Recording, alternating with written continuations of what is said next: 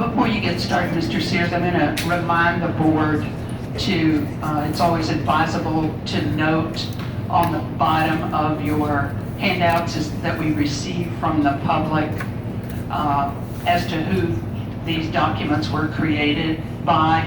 It's been my experience once they get into the mix, it often gets confused with documents that were generated by the district. So, pardon the interruption. Yeah, I apologize for not noting that, Mrs. Schrader. Joel Sears, Spring Garden Township. This evening, I'd like to request that the administration publish all the relevant cost information for the projects in one single place. That would, I think, take a lot of the confusion away from several of us who have been trying to piece these numbers together for several months now to see exactly where they land and in their current status. So those would include what's on the little chart that I handed out, and they would actually follow, in a sense, the format that was provided in the handout at East York back on February the 28th. So it'd be like a 1 or 2 page handout that would clarify for most of us what the true cost of the projects is going to be. Start with the total amount of borrowing and the total of payments through the end of the bond payment schedule. Those are currently $120 million and $253.4 million respectively.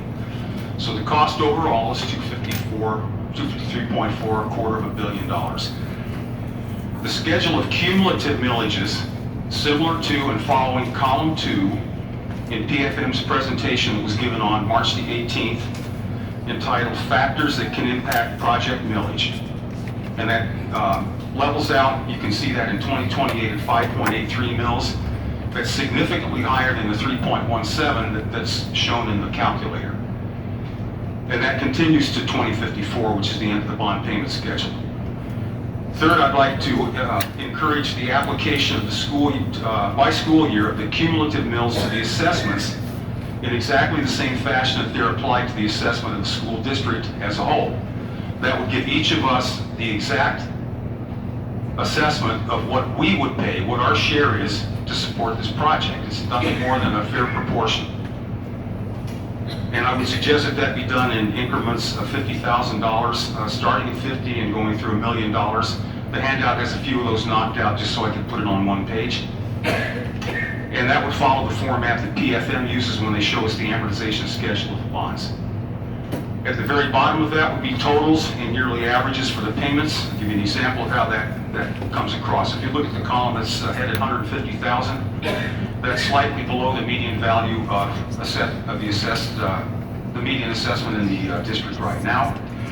The total amount of payments from that particular property would be close to $27,000.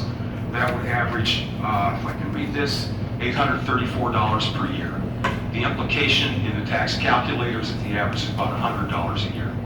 So please take this into account. This gives everything necessary to assess the impact on homeowners with the current figures, the current bond estimates, the current interest estimates. It would take, from a computerized standpoint, no more than a few minutes to update this and republish it on the website when relevant factors are changed. Thank you.